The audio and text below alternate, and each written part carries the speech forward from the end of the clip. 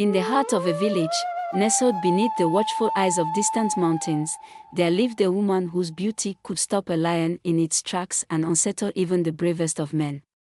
Her presence was both a gift and a curse, but only she knew how steep the price of her allure truly was. Abeni was her name, and her beauty was not the ordinary kind that fades into the mundane after a second glance. No, hers was the sort of beauty that bewitched the eyes and ensnared the soul. Her skin shimmered like polished mahogany kissed by the sun, her hair flowed like the cascading waters of the Ogun River, and her eyes, oh, her eyes, gleamed like polished obsidian, holding secrets deeper than any well.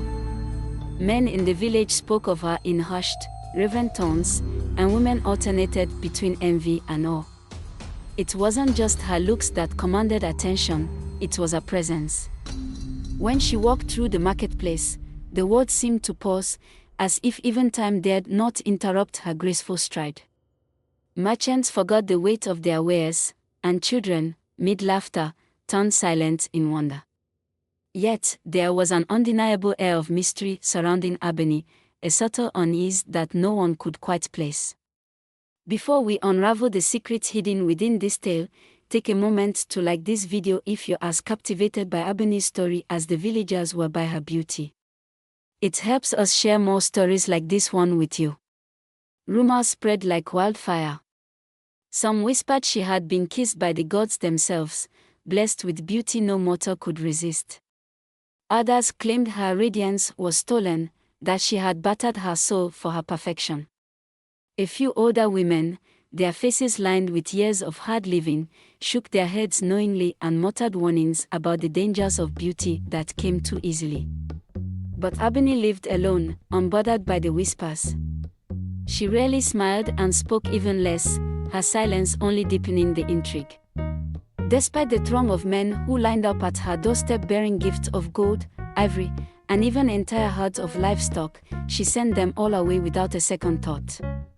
Her heart, it seemed, was as untouchable as her beauty was undeniable. Yet, there was one man in the village who watched her with eyes that saw beyond her flawless skin and captivating gaze. His name was Adisa, a craftsman of modest means but unparalleled skill. Adisa was a man of quiet strength and quiet words, the kind who preferred the steady rhythm of his chisel against stone to the noise of idle chatter. While others clamored for Abeni's attention, Adisa observed her from a distance, studying the small things, the way her shoulders stiffened at certain compliments, the shadow of something heavy in her eyes when she thought no one was looking. Unlike the other men, Adisa did not boast of his intentions or make grand gestures. Instead, he crafted her a sculpture, a small but exquisite figurine of a dove, its wings outstretched as if in flight. It was a piece born not out of admiration for her beauty but out of a curiosity for the quiet sadness she carried, a sadness that seemed as intrinsic to her as her allure. When he finally approached her, it was not with flowers or promises of riches but with the dove in his hands and a simple statement, "This is how I see you, not just beautiful, but yearning to soar beyond whatever keeps you here." Abeni's eyes widened, her expression a flicker of something unreadable. For a moment, the mask of composure she always wore slipped, and Adisa thought he glimpsed something raw, something fearful. But then, just as quickly, it was gone. She took the dove with trembling hands and whispered her thanks, her voice soft but trembling like the rustle of leaves before a storm. Unbeknownst to Adisa, his simple gift had opened a door that Abeni had long kept locked. That night, she placed the dove on her windowsill and stared at it for hours, her mind wrestling with a decision she had avoided for years. Adisa, with his gentle words and unwavering gaze, had done something no one else had managed. He had touched her heart. But if he continued, if he pursued her further, he would also uncover the deadly truth she had spent her entire life hiding. And so, as the village slumbered beneath the silver light of the moon, Abeni made a choice. She would let Adisa in. But she would also warn him, because the love he sought could cost him far more than he was prepared to pay. Before we continue this enthralling tale, don't forget to subscribe to Afrotales TV for more captivating stories like this one. Let the drums of African storytelling connect us all. In the stillness of that night, as the dove silhouette danced in the moonlight, a pact was made. And with it, a series of events was set into motion, events that would change their lives and the fate of the village forever. The stage is set, a woman of unparalleled beauty, a craftsman of quiet strength, and a secret that looms like a dark cloud over their connection. Let's dive deeper into the origins of Abeni's curse and the perilous path Adisa unknowingly begins to tread. Not all beauty is a blessing. For Abeni, her unparalleled allure was both a shield and a prison, guarding her from the world while trapping her in the shadows of a secret she dared not share. But secrets, like curses, cannot remain hidden forever. The village awoke to whispers of a change in the air. Abeni had accepted a gift, a rare occurrence that set tongues wagging and hearts racing. To the villagers, it seemed an omen, though none could agree whether it foretold joy or calamity. Adisa, however, felt neither. For him, the act of giving the dove was not a victory but a step toward understanding the woman whose silence spoke louder than her beauty ever could. That evening, as the sun dipped behind the mountains, Adisa found himself summoned to Abeni's home, a place most had only glimpsed from afar. Her dwelling, though modest, exuded an elegance that mirrored her presence. The scent of wildflowers and burning wood lingered in the air, and the shadows cast by flickering lamps seemed alive with stories untold. Abeni met him at the threshold, her expression unreadable. "Come," she said softly, her voice carrying a weight that stilled even the restless wind. Adisa followed her into the dimly lit room, his heart steady but his mind alight with questions. She gestured for him to sit and placed the dove sculpture on a small table between them. For a moment, neither spoke. Then, she broke the silence. "Do you know why I accepted this gift?" she asked, her gaze piercing yet vulnerable. Adisa shook his head. "No, but I hoped it might show you that I see more than what others do." Her lips curved into a faint, bittersweet smile. "You see more, yes. But there is still so much you do not know." She paused, gathering her thoughts as though each word carried the weight of a lifetime. Finally, she spoke. "I was not always like this," she began. "Once, I was a simple girl, no more beautiful than any other. My life was unremarkable, save for one thing, my voice. They said I could sing the spirits to sleep, that my songs could calm storms and bring peace to restless hearts. My gift was my pride, my joy. But it was also my undoing." Adisa leaned forward, his attention riveted. "What happened?" Her gaze dropped to her hands, which twisted nervously in her lap. "One day, a stranger came to our village. He was tall, with eyes like molten gold and a presence that made the air itself seem heavier. He claimed to be a traveler, but his words carried an otherworldly weight. He heard me singing by the river and told me my voice was a treasure too precious for mortal ears." She hesitated, her voice faltering as the memory gripped her. "He promised me a gift, a beauty so profound that the world would bow before me. He said it was a blessing, a reward for my songs. In my naivety, I accepted. But what he gave me was not a blessing, it was a curse." Adisa's brow furrowed. "A curse?" She nodded, her eyes shimmering with unshed tears. "My beauty became a trap.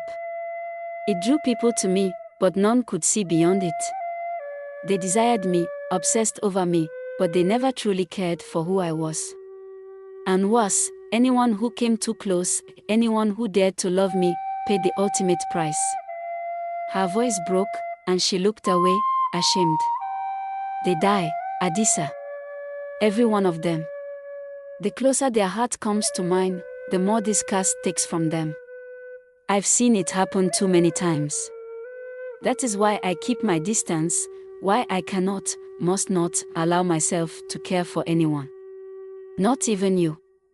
The room fell into a heavy silence, the weight of her confession pressing down on them both. Adisa's mind raced, piecing together the implications of her words. But instead of fear or doubt, his heart swelled with determination. "You didn't choose this curse," he said gently.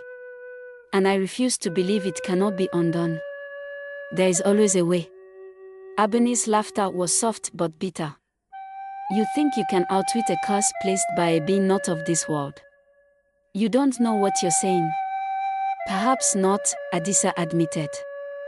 "But I know this, I see you, Abeni. Not the beauty the world obsesses over, but the person behind it. And I won't let fear stop me from knowing you." His words lingered in the air like a promise, one that Abeni could neither accept nor reject. For the first time in years, she allowed herself to hope, just a flicker, like the faintest flame in the darkness. As the night deepened, so too did the bond between them. But the closer they drew, the more the curse stirred, its unseen tendrils creeping ever closer. The tale of Abeni and Adisa had only just begun, and the trials ahead would test the strength of their resolve and their hearts. If you're enjoying this captivating tale, take a moment to like this video and subscribe to Afrotales TV for more unforgettable stories like this one. Let the magic of African storytelling inspire and connect us all. The strongest chains are not those forged of iron but those woven from fear and destiny. As Adisa resolved to break the curse binding Abeni, he stepped unknowingly into a labyrinth of peril, where even the smallest misstep could cost him more than his life. The dawn arrived quietly, but neither Adisa nor Abeni found peace in its light. The weight of her confession had cast a shadow over their fragile connection, but Adisa was not deterred. If anything, the knowledge of her plight only fueled his determination. He knew he could not confront the unknown blindly, so he sought answers where others feared to tread. Adisa's first step was to visit the elders of the village, a council of men and women whose wisdom was steeped in the stories of generations. They were guardians of law, keepers of truths that danced on the edges of myth and reality. When he asked about curses tied to beauty, their expressions darkened. One elder, the oldest among them, leaned forward, his voice a brittle whisper. "You speak of an enchantress's curse, the kind only the gods, or those who walk in their shadows, can place. Such a curse is no simple matter to unravel. But it can be unraveled." Adisa pressed, his hope tenuous. The elder's milky eyes seemed to pierce through him. "Perhaps. But the path is treacherous. The one who placed it must be confronted, and their way must be broken. Few who attempt such a feat return. Those who do are never the same." Adisa's resolve did not waver. He asked how to find this mysterious figure, but the elder hesitated, glancing nervously at the others before speaking. "Legends speak of a place beyond the mountains, where the air is thick with whispers and the trees with blood. It is there, they say, that the cursed find their master." The villagers, upon hearing of Adisa's intent, begged him to reconsider. "She is not worth your life," one said. "No woman is." But Adisa only smiled, his thoughts far from their fears. "You do not understand," he replied. "This is not about worth. This is about what is right." He returned to Abeni's home that evening, his heart heavy with what he had learned. She greeted him with the same guarded expression, though her eyes betrayed the fear she carried. "You've been seeking answers," she said, her tone accusatory. "I have," he admitted. "And I know what must be done." Her laughter was bitter, laced with anguish. "You think you can face the one who did this to me? You'll die, Adisa. Just like the others." "Maybe," he replied, his voice steady. "But if I do nothing, I'll lose you anyway. That is a certainty I cannot accept." For a long moment, Abeni said nothing. Then, reluctantly, she told him the name of the stranger who had cursed her, Olyowo, a being of power whose origins were as mysterious as his intentions. He is not a man, she warned. He is something more. Something darker. Adisa nodded, absorbing her words. Then I will prepare, he said simply. The next morning, Adisa began his journey, armed with little more than his faith and a talisman given to him by the eldest villager, a crude carving of a serpent entwined around a tree. It is said to protect the pure of heart, the elder explained, though his tone was doubtful. May it serve you well. The path to the cursed forest was long and fraught with danger. Adisa traversed narrow mountain trails, crossed rivers that swelled with unseen currents, and endured nights where the wind howled like a chorus of lost souls. Yet, through it all, his thoughts remained fixed on Abeni, the woman whose beauty masked a torment so profound that it threatened to consume them both. As Adisa drew closer to the forest, the air grew heavy with an unnatural stillness, and the world seemed to hold its breath. He was stepping into a realm where mortal laws held no sway, a place where courage alone might not be enough. If you're as captivated by Adisa's bravery and determination as we are, don't forget to like this video and subscribe to Afro Tales TV for more gripping stories steeped in the magic and mystery of African folklore. The forest did not merely exist, it breathed, it watched, it judged. Every step Adisa took into its depths was a step away from the world he knew and into the clutches of something ancient, something hungry. The cursed forest loomed before Adisa like a monstrous beast, its twisted trees clawing at the sky and its dense canopy blotting out the sun. The air was thick and oppressive, carrying whispers that seemed to drift from nowhere and everywhere at once. As he stepped past the threshold, the world behind him seemed to vanish, swallowed by an eerie silence that pressed against his ears like a heavy fog. With each step deeper into the forest, the whispers grew louder, a cacophony of voices overlapping in a language he could not understand. Shadows flickered at the edges of his vision, but whenever he turned, he saw nothing but the gnarled shapes of trees and the shifting gloom. Yet, despite the fear prickling at his spine, Adisa pressed on, clutching the serpent talisman tightly in his hand. After what felt like hours, the forest opened into a clearing bathed in an unnatural glow. At its center stood a figure, tall and impossibly still, draped in robes as black as a moonless night. His face was obscured by a mask carved from bone, and his golden eyes burned with an intensity that seemed to pierce straight through Adisa's soul. "You dare come before me, mortal," the figure intoned, his voice a deep rumble that seemed to vibrate through the ground itself. "Do you not know who I am?" Adisa swallowed his fear and stood tall. "You are unwavering," he said, his voice steady despite the tremor in his chest. "You cursed Abeni, and I have come to demand that you undo it." The being tilted his head, a gesture that seemed almost amused. "Demand?" Unwavering echoed, his tone laced with disdain. "You think you can command me, a weaver of destinies and a shaper of lives? Foolish mortal. Do you not see that her curse is a gift? Her beauty is a beacon, a power that elevates her above all others. It is a prison," Adisa countered, his grip tightening on the talisman. "A trap that destroys anyone who dares to love her. That is no gift. It is cruelty." Unwavering chuckled, the sound low and chilling.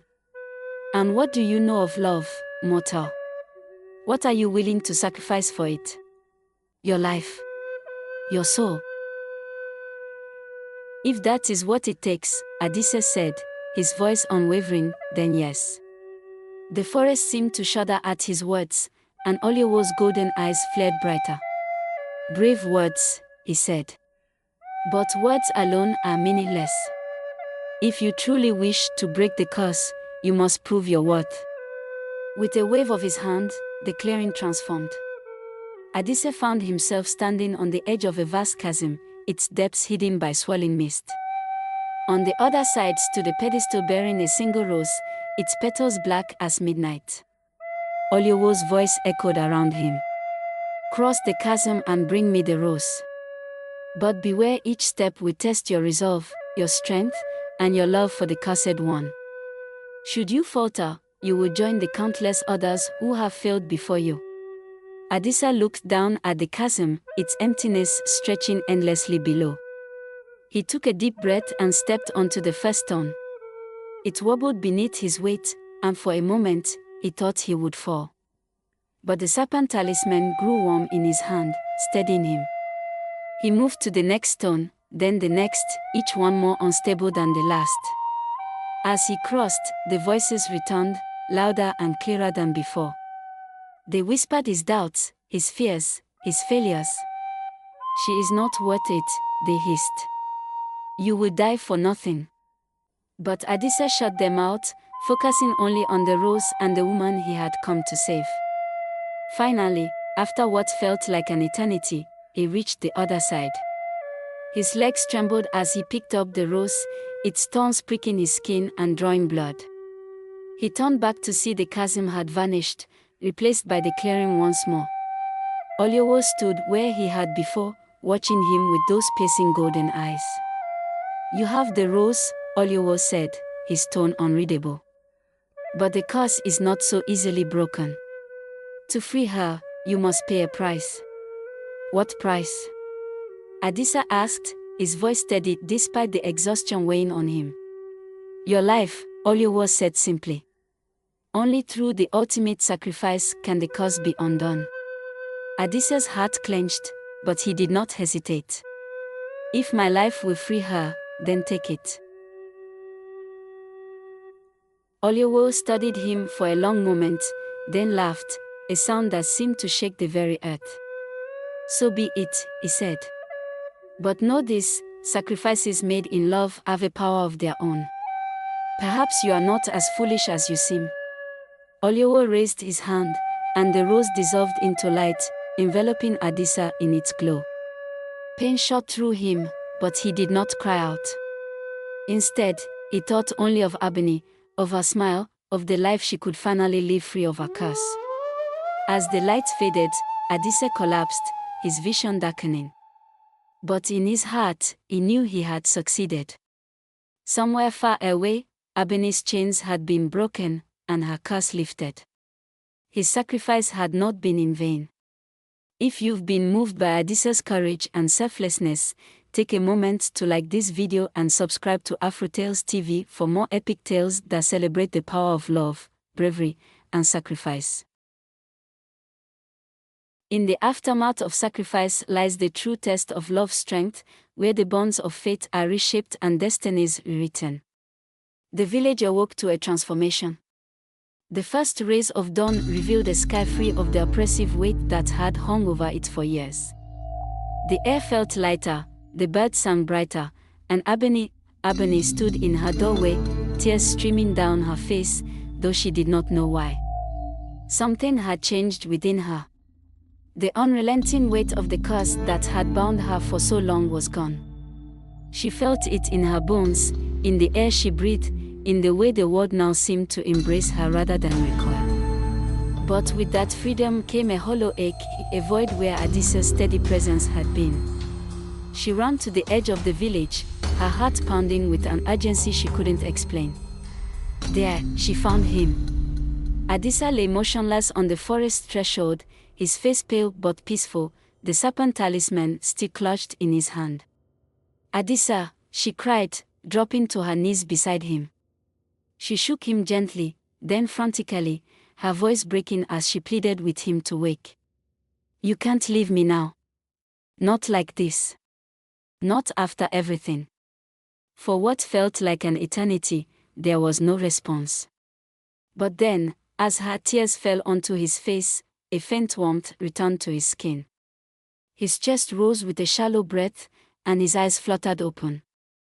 He looked at her, his gaze weak but full of relief. "Abeni," he whispered. "You're free." She sobbed with joy, cradling his face in her hands. "How? What did you do?" Adisa smiled faintly. "The curse, it demanded a sacrifice. I gave it all I had." "But you're still here," she said, her voice trembling. "How can that be?" The answer came not from Adisa but from the serpent talisman, which began to glow softly in his hand. The light spread, enveloping them both in a warmth that felt ancient and all-encompassing. A voice, deep and resonant, echoed around them. Love offered freely is the most powerful force of all. The sacrifice he made has rewritten the curse, breaking its hold without claiming his life. Your bond has overcome the darkness. The glow faded, and the talisman crumbled to dust, its purpose fulfilled. Adisa sat up slowly, his strength returning. Abeni threw her arms around him, her laughter and tears mingling as the village gathered to witness the miracle. From that day on, Abeni and Adisa were inseparable. The villagers, once wary of Abeni's beauty, now saw her for who she truly was, a woman of strength, resilience, and love. Together, she and Adisa built a life that honored the trials they had endured, their story becoming a legend whispered by griots and sung around fires for generations. And so, the tale of Abeni and Adisa came to its end, not in tragedy but in triumph, a reminder that even the darkest curses can be broken by the light of love and sacrifice. If this story has touched your heart, don't forget to like this video and subscribe to Afrotales TV for more unforgettable tales of courage, love, and redemption. Let the spirit of storytelling continue to inspire us all. Next time on Afrotales TV. Billionaire's mother pretends to be a maid to uncover the truth about her son's bride. What lengths would a mother go to protect her son? When a wealthy matriarch grows suspicious of her son's seemingly flawless fiancé, she dons the disguise of a humble maid to uncover the truth lurking behind the perfect facade. Secrets will unravel, loyalties will be tested, and love will face its ultimate trial in this gripping tale of deception, discovery, and unmasking true intentions. Get ready for a rollercoaster of emotions in this captivating story of power, sacrifice, and the lengths one will go for family. Stay tuned for this sensational saga, only on Afrotales TV.